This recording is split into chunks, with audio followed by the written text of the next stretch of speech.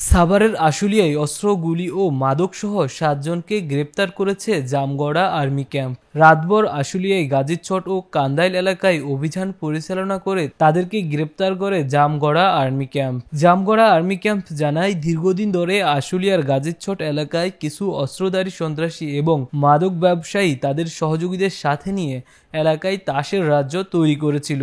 পরে রাতে গাজীরচট এলাকায় স্থানীয়রা ৫ রাউন্ড পাকা গুলির শব্দ শুনতে পায়। পরে জামগড়া আর্মি ক্যাম্প গুলির শব্দের কথা শুনে সেখানে গিয়ে সন্ত্রাসী মাদক ব্যবসায়ী মেহেদী হাসান মিটুন, মোজাম্মেল ভূঁইয়া, জাহিদুল ইসলাম ও মাসুমা আক্তার রিয়াকে গ্রেপ্তার করে।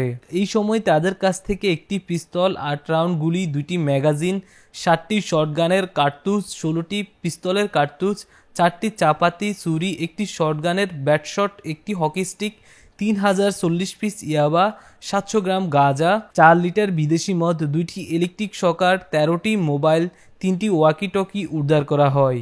অপরদিকে কান্দাইল এলাকায় অভিযান পরিচালনা করে অস্ত্রসহ ৩ সন্ত্রাসীকে গ্রেপ্তার করা হয়। গ্রেপ্তারকৃত সন্ত্রাসীরা হলেন নায়ন আলী, বাবর হোসেন বাবুল ও গোলাম রাব্বি। এই সময় তাদের কাছ থেকে একটি পিস্তল, একটি দেশি অস্ত্র, ২০০ গ্রাম গাঁজা ও ২টি মোবাইল উদ্ধার করা হয়। পরে সকালে গ্রেপ্তারকৃতদের আশুলিয়া থানায় হস্তান্তর করা হয়েছে।